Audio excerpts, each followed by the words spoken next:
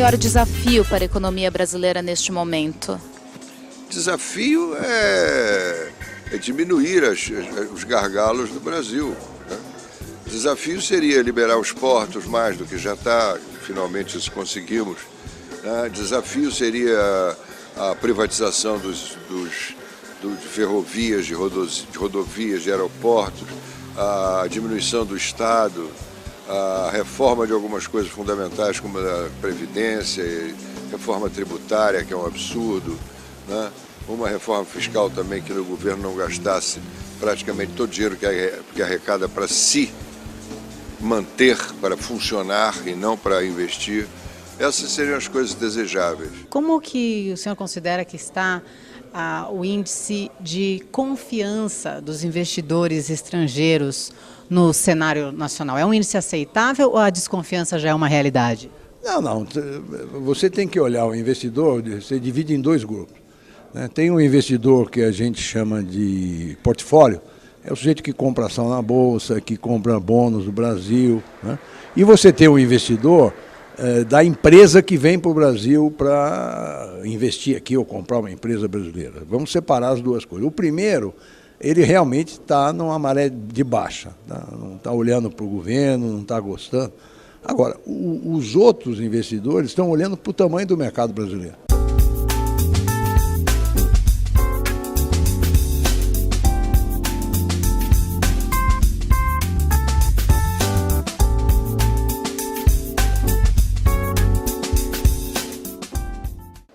Bom, e comigo o senhor Maílson da Nóbrega, aqui para a TV Graber, que acabou de fazer uma palestra brilhante com o tema Brasil, o que esperar para 2014 e 2015. E eu pergunto ao senhor, quais foram os principais temas abordados? Olha, eu mostrei que o país vive um momento difícil, de baixo crescimento. Isso se deve, em grande parte, a erros do governo.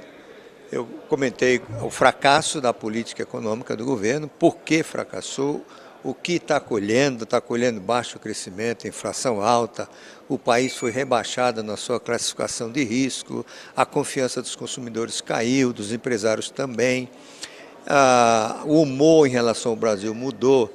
Agora, o que eu trouxe aqui para a plateia é a ideia de que, apesar disso, não há razão para perder o sono. O Brasil não está à beira do abismo, o Brasil não vai enfrentar nenhuma das suas crises do passado, a inflação desembestada não vai voltar, não vai ter calote na dívida interna nem externa. E por que isso?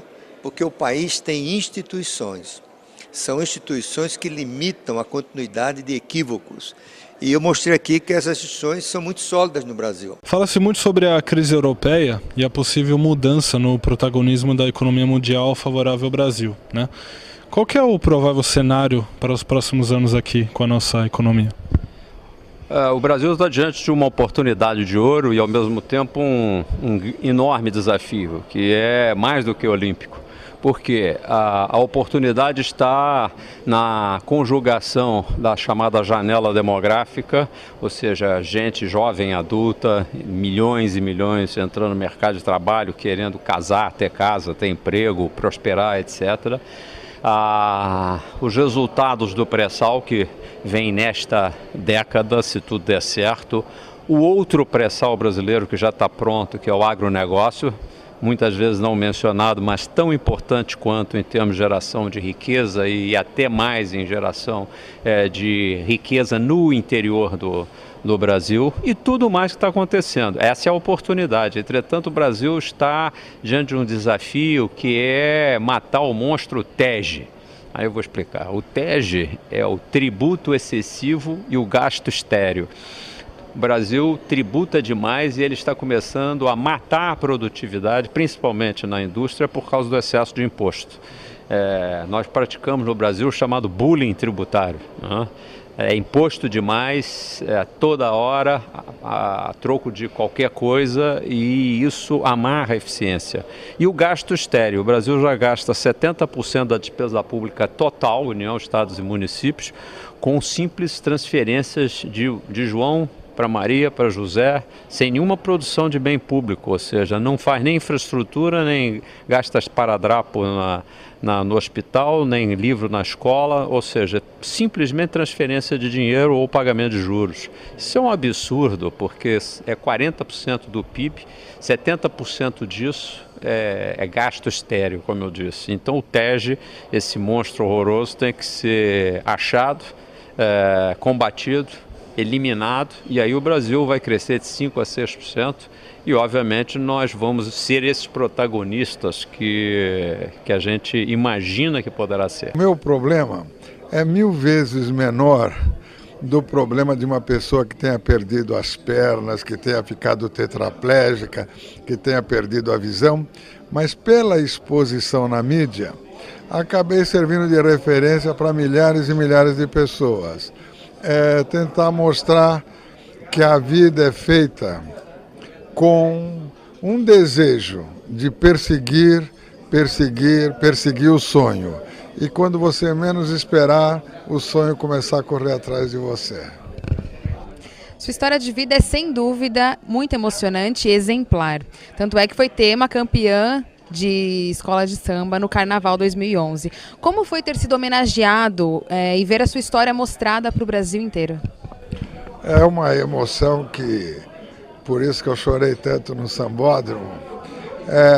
Eu no começo não aceitei, porque eu achei que a Vai-Vai, eu gosto da Vai-Vai, podia cair por fazer a história de uma música clássica, mas depois de 15 dias me falaram, tem que aceitar. Eu chamei toda a diretoria então e falei rumo ao 14º campeonato.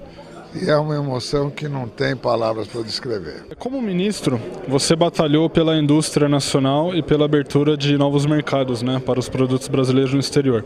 Como é que você vê essa conquista visando a atual conjuntura brasileira? Deveria ser mantida. Nós fizemos, durante o meu período, 12 missões comerciais para o exterior, especialmente para os países da África, países do Oriente Médio e na América Latina.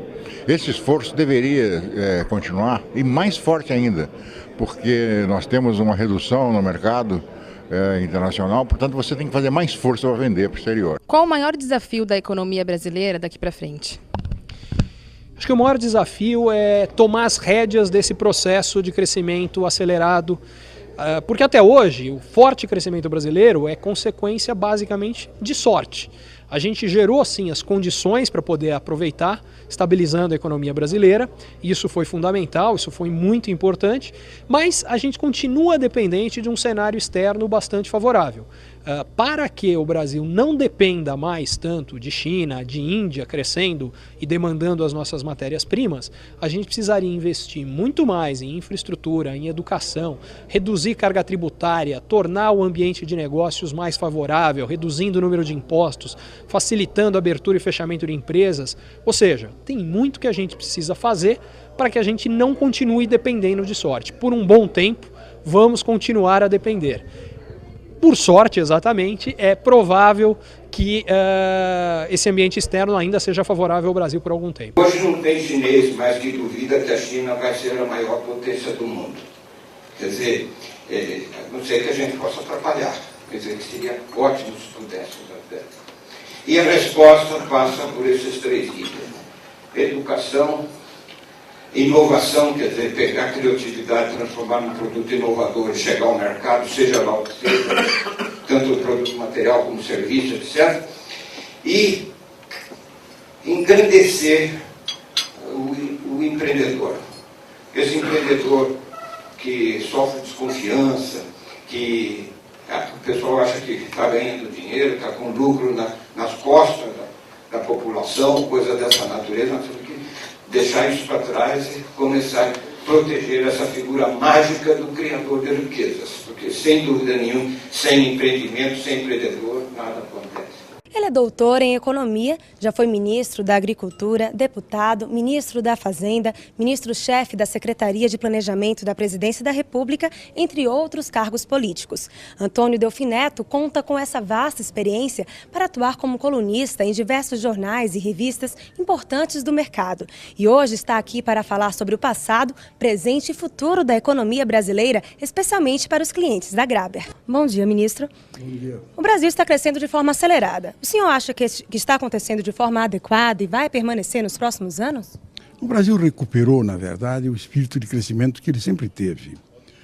As pessoas têm memória curta, mas durante os 32 anos o Brasil cresceu 7,5% ao ano. É um tipo de crescimento hoje parecido com o chinês. Quer dizer, o Brasil, na verdade, sempre teve alguns problemas nesse crescimento, ou eram problemas de energia, ou eram problemas de déficit em contas correntes. O Brasil está superando esses problemas, está montando, na verdade, um sistema à prova dessas dificuldades e vai continuar crescendo. Eu não tenho a menor dúvida de que o Brasil tem um futuro brilhante. E na opinião do senhor, qual a principal ameaça que se apresenta agora no modelo econômico brasileiro? Na verdade, não há uma ameaça ao modelo. O grande problema seria você mudar a orientação.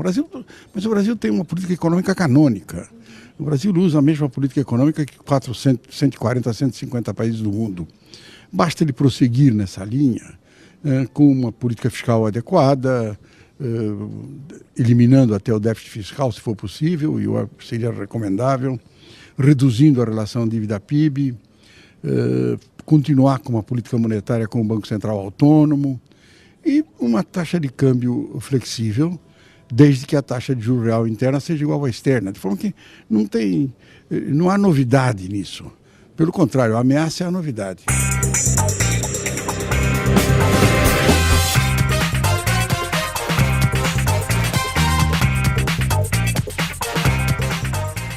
Tem muita gente animada com a Copa do Mundo, mas também tem muita gente preocupada com as manifestações que com certeza vão ocorrer e já foram anunciadas. Estamos aqui na Avenida Paulista, o local aonde nós temos certeza que vai ocorrer a maioria das manifestações populares. Algumas fazendo boas reivindicações e algumas, infelizmente, com agressividade, vandalismo e que pode sim colocar em risco a vida e a integridade física das pessoas. Por isso, é importante a gente pensar um pouco em segurança. E para isso, nós temos que entender a importância do que eu chamo de proatividade, ou seja, nós nos anteciparmos ao problema. A primeira dica que eu acho que você deve prestar atenção é que quando nós começarmos a Copa do Mundo e você vai ter acesso a essas informações, principalmente mediante os meios de comunicação. E a internet vai ser um grande facilitador para que você possa eventualmente saber aonde está acontecendo uma manifestação em tempo real, qual a multidão, se está atrapalhando ou não aquela via de deslocamento, para que você possa se organizar. Um outro detalhe importante é que nós encontramos hoje uma série de aplicativos para celular que enviam em tempo real, te informam em tempo real se está ocorrendo algum tipo de tumulto, manifestação em qualquer lugar do Brasil. Então é muito importante você se armar de informação para que você não caia de paraquedas em algum lugar onde você pode ficar preso no trânsito e aí a gente sabe que o furto, o roubo ou a depredação pode ocorrer. Vamos supor que você está dirigindo o seu veículo, você não foi precavido, não foi previdente e quando você percebe o trânsito parou e uma manifestação de populares está à sua frente. A pergunta crucial é: o que fazer nessa hora? E a resposta é o seguinte: não há muito o que fazer. Nós temos que ter paciência, nós temos que esperar essa manifestação passar.